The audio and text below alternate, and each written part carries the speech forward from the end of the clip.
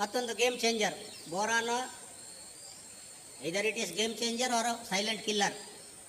ಬೋರಾನಿನ ಯಾವ ಮುಖ್ಯವಾದಂಥದ್ದು, ಅತಿ ಕಡಿಮೆ ಕ್ವಾಂಟಿಟಿಯಲ್ಲಿ ಬೇಕಾಗುವಂಥದ್ದು. ಈಗ ಒಂದು ಅಡಿಕೆ ಮರಕ್ಕೆ ನಾವು ತಗೊಂಡ್ರೆ ಒಂದು ಮರಕ್ಕೆ 1 ಗ್ರಾಮ್ ಬೋರಾನ್ ಬೇಕು. ಆ ಬೋರಾನಿನ ಫಂಕ್ಷನ್ಸ್ ಎಷ್ಟಿದೆ?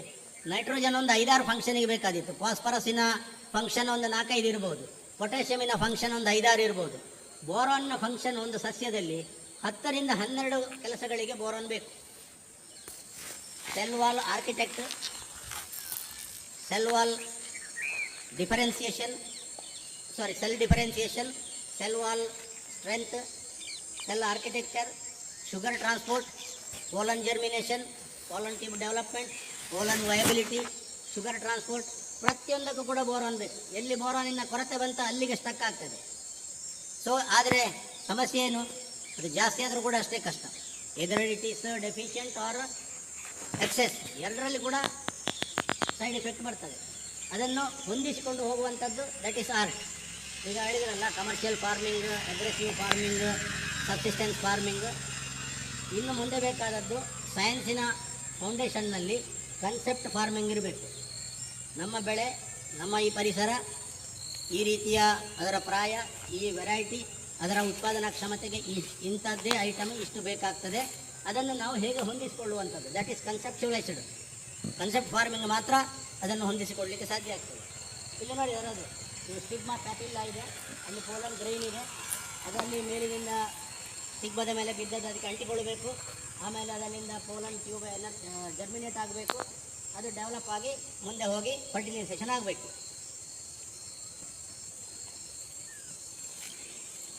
ಹಲೋ, ಹಾಂ, ಇಲ್ಲಿ ನೋಡಿ ಮತ್ತೊಂದು ಡ್ರಾಯಿಂಗ್ನಲ್ಲಿ ಅದನ್ನು ಮತ್ತೆ ಕ್ಲಿಯರ್ ಮಾಡಿದ್ದಾರೆ.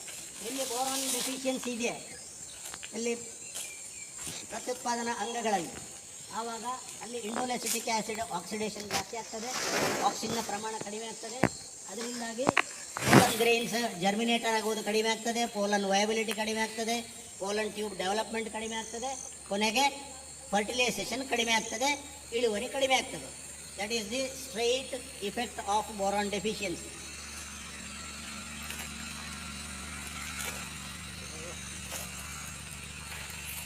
ಹಲೋ, ಸ್ವಲ್ಪ ಅಲ್ಲಲ್ಲ ಹಿಂದಕ್ಕೆ ಹೋಗಿ ಸ್ವಲ್ಪ. ಇಲ್ಲಿ ನೋಡಿ, ಬೋರಾನ್ ಆ್ಯಂಡ್ ಜಿಂಕ್ ಟುಗೆದರ್ಲಿ ಯಾವ ರೀತಿಯಲ್ಲಿ ಕೆಲಸ ಮಾಡ್ತದೆ ಅಂತ. Auxin rich pollen that increases pollination and fruit set. ಅದೇ ರೀತಿ ಎರಡನ್ನು ಕಂಬೈನ್ ಮಾಡಿ ಕೊಡಬೇಕು. ನಾವೀಗ ಪೆಪ್ಪರ್ ಸ್ಪೆಷಲ್ನಲ್ಲಿ ಏನು ಕೊಡ್ತಿದ್ದೇವೆ, ಏನು ಸಿಗ್ತದೆ ಅದರಲ್ಲಿ? ಒಂದು ಕಡೆ ಜಿಂಕ್ ಇದೆ, ಒಂದು ಕಡೆ ಬೋರಾನ್ ಇದೆ, ಅದರ ಜೊತೆಗೆ ಮ್ಯಾಗ್ನೀಷಿಯಮ್ ಇದೆ, ಸಲ್ಫರ್ ಇದೆ, ಪೊಟ್ಯಾಷಿಯಮ್ ಇದೆ. ಅದು ಯಾವುದಕ್ಕೆ ಕೆಲಸ ಮಾಡ್ತದೆ? ರಿಪ್ರೊಡಕ್ಷನಿಗೆ. ಯಾವ ಸಮಯದಲ್ಲಿ ನಾವು ಕೊಡ್ತೇವೆ? ಬಿಫೋರ್ ಫ್ಲಶಿಂಗ್, ಯಾವಾಗ ಚಿಗುರು ಬರ್ತದೆ ಅದಕ್ಕಿಂತ 15 ದಿವಸ ಮೊದಲು. ಆವಾಗ ಪ್ಲ್ಯಾಂಟ್ ಎನರ್ಜೆಟಿಕ್ ಆಗಿರ್ತದೆ, ಅದರ ಪರ್ಫಾರ್ಮೆನ್ಸ್ ನ್ಯಾಚುರಲ್ ವೇಯಲ್ಲಿ ಹೋಗ್ತದೆ. ನಾವು ಅದರ ಬದಲಿಗೆ ಇವಾಗ ಜಿಂಕ್ ಬೋರಾನ್ ಕೊಟ್ಟು ಹೊಸ ಗೆರೆ ಬರುವುದಿಲ್ಲ.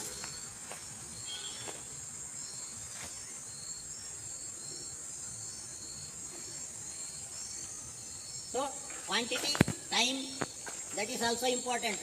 ಯಾವಾಗಲೂ ನಾವೊಂದು ಕೊಟ್ಟಿದ್ದೇವೆ ಅಂತ ಹೇಳಿದರೆ ಅದು ಊದುವ ಶಂಕ ಊದಿ ಆಯಿತು ಅಂತ ಆಗ್ತದಲ್ಲದೆ ಅದು ಪರಿಣಾಮಕಾರಿಯಾಗಿ ಸಿಗುವುದಿಲ್ಲ. ಇಲ್ಲಿ ನೋಡಿದರೆ ನೋಡಿ,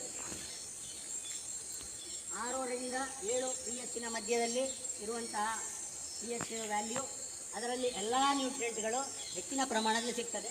ಫಾಸ್ಫರಸ್ ಅಂತೂ 6.5 ಬೇಕಾಗ್ತದೆ. ಮತ್ತೊಂದು ನ್ಯೂಟ್ರಿಯೆಂಟ್ ಇದು ಕೂಡ ಡಿಸಾಲ್ವ್ ಆಗಿ ಪ್ಲಾಂಟಿಗೆ ಹೈಯರ್ ಪರ್ಸೆಂಟೇಜಲ್ಲಿ ಸಿಗಬೇಕು. ಆದರೆ ಐಡಿಯಲ್ pH ಯಾವುದು ಇರಬೇಕು? ನೈಟ್ರೋಜನ್ನಲ್ಲಿ ಅಮೋನಿಕಲ್ ಆದರೂ ಕೂಡ 5.5 ಬೇಕು, ನೈಟ್ರೇಟ್ ಆದರೆ 6 ಬೇಕು, ಫಾಸ್ಫರಸ್ಸಿಗೆ ಮಿನಿಮಮ್ 6 ಇರಬೇಕು, ಪೊಟ್ಯಾಷಿಯಮ್ 6.5 ರಿಂದ 8ರವರೆಗೆ ಅತಿ ಉತ್ತಮ, ಮ್ಯಾಗ್ನೀಷಿಯಮ್ 6 ರಿಂದ 7.5, ಸಲ್ಫರ್ 6.5 ರಿಂದ 8, ಜಿಂಕ್ 5.5 ರಿಂದ 7, ಕಬ್ಬಿಣ 5.5 ರಿಂದ 6.5, ಮ್ಯಾಂಗನೀಸ್ 5 ರಿಂದ 6.5, ಕಾಪರ್ 5.5 ರಿಂದ 6.5, ಬೋರಾನ್ 5 ರಿಂದ 7. ಸೊ ಮಿನಿಮಮ್ ಬ್ಯಾರಿಯರ್ ಯಾವುದಾಯ್ತು ಈಗ ನೋಡಿದರೆ, ಆ್ಯಂಡ್ ಮ್ಯಾಕ್ಸಿಮಮ್ ಬ್ಯಾರಿಯರ್ ಯಾವುದು ಬೇಕಾಯಿತು? ಒಂದು 6 pH ರೇಂಜಿನಲ್ಲಿ ನಮ್ಮ ಮಣ್ಣಿನ ವ್ಯಾಲ್ಯೂ ಇದ್ದರೆ, pH ವ್ಯಾಲ್ಯೂ ಇದ್ದರೆ, ಎಲ್ಲ ಪೋಷಕಾಂಶಗಳು ಮಣ್ಣಿನಲ್ಲಿ ಇರುವಂಥದ್ದು ಉತ್ತಮ ರೀತಿಯಲ್ಲಿ ಕರಗಿ ಸಸ್ಯಗಳಿಗೆ ಉತ್ತಮ ಪ್ರಮಾಣದಲ್ಲಿ ಮ್ಯಾಕ್ಸಿಮಮ್ ರೇಂಜಲ್ಲಿ ಸಿಗ್ತದೆ. ಸಪೋಸು ಅದು ಕಡಿಮೆ ಇದೆ ಹೇಳಿ ಆದರೆ ನಾವು ಅದನ್ನು ಸುಣ್ಣ ಕೊಟ್ಟು ರೇಸ್ ಮಾಡಬೇಕು, ಏರಿಸಬೇಕು, ಅದು ಜಾಸ್ತಿ ಇದೆ ಹೇಳಿ ಆದರೆ ಜಿಪ್ಸಮ್ ಅಥವಾ ಸಲ್ಫರ್ ಹಾಕಿ ಅದನ್ನು ತಗ್ಗಿಸಬೇಕು.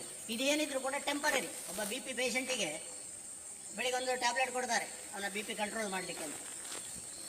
ಟು ಸಮ್ ಎಕ್ಸ್ಟೆಂಟ್ ಅದು ಕಂಟ್ರೋಲಲ್ಲಿ ಇರ್ತದೆ, ಆಮೇಲೆ ಪುನಃ ವೇರಿಯೇಟ್ ಆಗ್ತದೆ.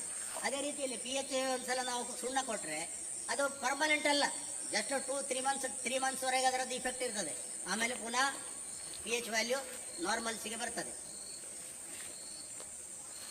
ನೋಡಿ ಸ್ವಲ್ಪ ಸ್ವಲ್ಪ ಕೆಳಗೆ, ಸ್ವಲ್ಪ ಮೇಲೆ ಹೋಗಿ, ಬ್ಯಾಕ್.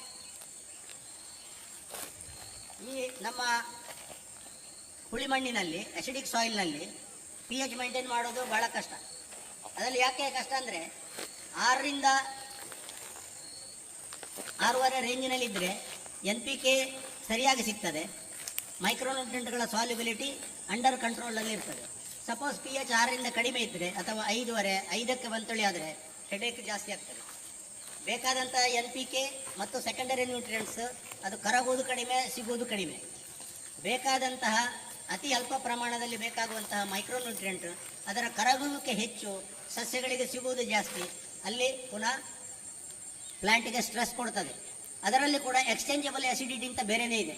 ಈಗ ನಮ್ಮದು ಹೆಚ್ಚು ಮಳೆ ಬೀಳುವಂಥ ಪ್ರದೇಶ, ಹೈಡ್ರೋಜನ್ ಕಾನ್ಸಂಟ್ರೇಷನ್ ಜಾಸ್ತಿ ಆದಾಗೆ ಪಿ ಎಚ್ ಡೌನ್ ಆಗ್ತದೆ.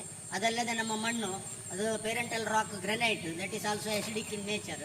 ಸೊ ಎಷ್ಟು ಮಳೆ ಬಿತ್ತೋ ಅಷ್ಟು ಪಿ ಎಚ್ ಡೌನ್ ಆಗ್ತದೆ.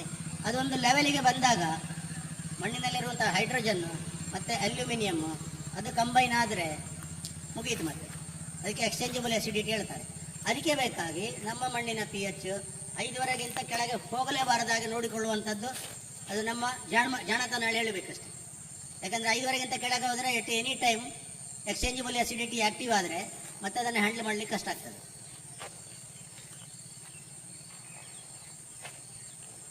ಕಳೆದ 3 ವರ್ಷದ ಒಂದು ಶಾರ್ಟ್ ಪೀರಿಯಡ್ ಕೋಮಳ ಗಣಪತಿ ಅಣ್ಣನವರದ್ದು ನನಗೆ ಪರಿಚಯ 2021ರಲ್ಲಿ ಆಯಿತು.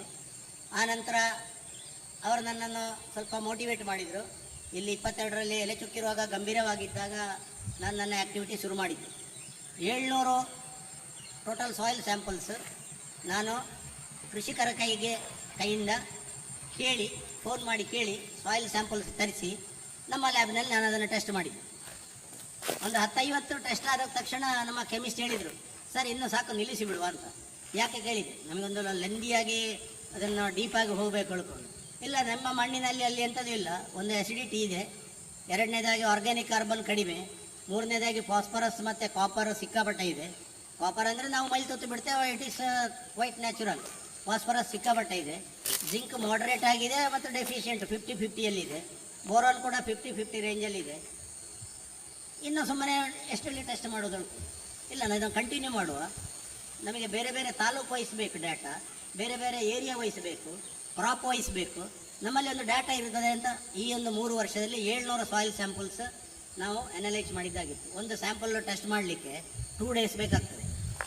ಅದರದ್ದು ವಿಡಿಯೋ ಮಾಡಿ ನಾನು ಫಾರ್ಮರ್ಗಳಿಗೆ ಅದರ ಕ್ಲಿಪ್ಪಿಂಗ್ ಕಳಿಸ್ತಿದ್ದೆ. ಯಾವ ರೀತಿಯಲ್ಲಿ ಪರೀಕ್ಷೆ ಮಾಡ್ತೇವೆ, ಅದರ ಪರಿಣಾಮ ಏನಿದೆ, ಯಾವುದು ಹೆಚ್ಚಿದೆ, ಯಾವುದು ಕಡಿಮೆ ಇದೆ ಅಂತ.